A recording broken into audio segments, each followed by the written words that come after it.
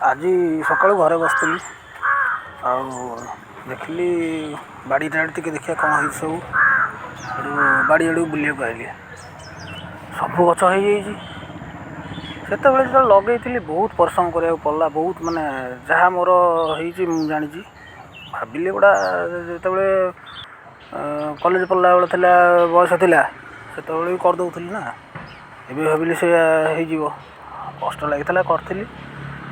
କିନ୍ତୁ ଯେତେବେଳେ ଆଜି ଦେଖିଲି, ମୁଁ ରହୁନି ପ୍ରାୟ ମୋ ଡ୍ୟୁଟିରେ ପଳାଉଛି, କିନ୍ତୁ ଏବେ ଆଜି ସକାଳୁ ଟିକେ ସମୟ ମିଳିଲା, ଏସବୁ ଦେଖିଲା ପରେ ବହୁତ ଖୁସି ଲାଗିଲା।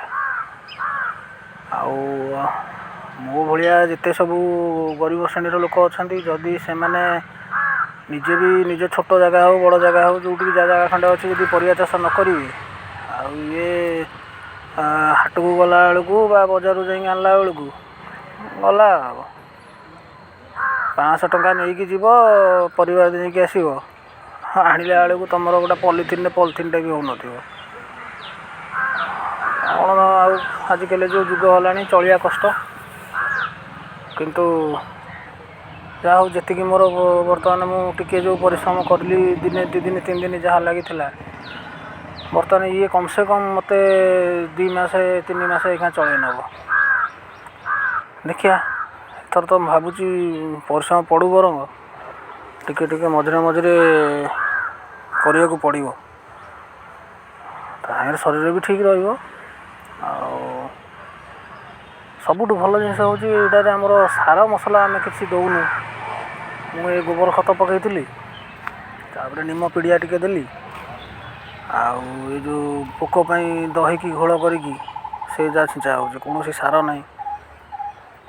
ଆଉ ତ ଯେତିକି କହିଲା ଭଳିଆ ଜୀବନ ଅଧା ବିଷ ସବୁ ଖାଇସାରିଲେଣି। ୟୁରିଆ, ଯେଉଁ ଡାଇ ଆମୋନିୟମ୍ ଫସଫେଟ୍, DAP, ଯେଉଁଗୁଡ଼ା ଏଗୁଡ଼ା ସବୁ ତ ଆମେ ଖାଇକି ପୁରା ପଚି ସଢ଼ି ଗଲାଣି ଭିତରୁ। ଆଉ ଟିକେ ଭଲ ଜିନିଷ ଯଦି ଯିବ ଭିତରକୁ ଚଳିଯିବ। ଆଉ ନହେଲେ କରୋନା ବେଳେ ଭିତର ଦଶି ପୋକ ମାରିବାକୁ ଲୋକ ସାନିଟାଇଜର୍ ପିଲା ଭଳିଆ ଆମେ ଡେଲି ସାନିଟାଇଜର୍ ଭଳିଆ ଖାଇବାକୁ ପଡ଼ୁଛି। ଆଉ କ'ଣ କରିବା?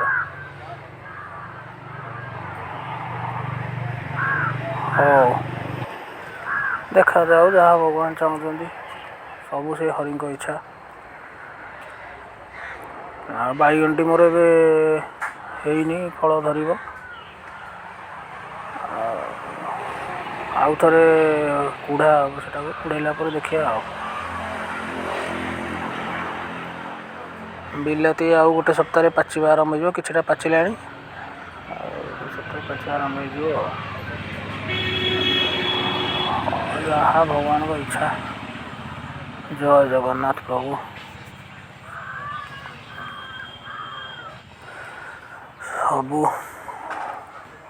ସବୁଠୁ ଭଲ ଲାଗୁଛି ମୋତେ ମୋର ଲଙ୍କା କିଛି, ଆଉ ଶାଗ, ଧଣିଆ ପତ୍ର ତ ମୋ ପଇସା ଉଠାଇଦେଲା ପୁରା। ଯେତିକି ଲଗେଇଥିଲି ସବୁ ହେଇଗଲା। ଆଉ ଲଙ୍କା କିଛି ବି ଭଲ ହେଲା। ଆଉ ଏଇଭଳିଆ ସବୁ ଯାହା ଯେମିତି ଲଙ୍କା ଟିକେ ଲାଗିଛି, ବାଇଗଣ, କଲରା ଟିକେ ଲଗେଇଛି, କାକୁଡ଼ି ବାହାରିଲାଣି, କାକୁଡ଼ି ଖିଆ ହେଉଛି, ଫୁଲକୋବି ବାହାରିବ, ଛୋଟ ଛୋଟ ହେଲାଣି, ବାହାରିବ। ଆଉ ବିଲାତି ବାଇଗଣ କିଛି ଲାଗିଛି, କଖାରୁ ଲାଗିଛି।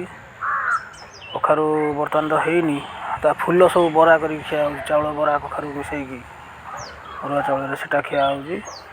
ଆଉ ମଝିରେ ମଝିରେ ମକା ଗଛ କିଛି ଲଗେଇ ଦେଇଛି, ପୋଦିନା ଲାଗିଛି, ଆଉ ପାଳଙ୍ଗ ବି ଲଗା ହେଇଛି, କୋଶଳା ଏବେ ପୁଣି ଥରେ ବୁଣିଛି। ଏଇଭଳିଆ ସବୁ କିଛି ମାନେ ଦୈନନ୍ଦିନ ଜୀବନରେ ଆମେ କିଛି ଯେଉଁ ଖାଇବା ପାଇଁ ଯାହା ଯାହା ଦରକାର, ଆଉ ଟିକେ ସବୁ ଲଗା ହେଇଛି। ଆଉ ଏଇ ତ ଜୀବନ, ଆଉ କ'ଣ କରିବା? ନିଜେ ଟିକେ କରିକି ନ ଖାଇଲେ ଆଉ ମାନେ ଏ ଯେଉଁ ଯେତିକି ପଇସା ମିଳୁଛି, ଇଏ କହିଲା ଭଳିଆ ଦିନକୁ 700, 800, 600, ଏଥିରେ ଚଳିବା ବହୁତ ମୁସ୍କିଲ ହେଲାଣି ଭାଇ।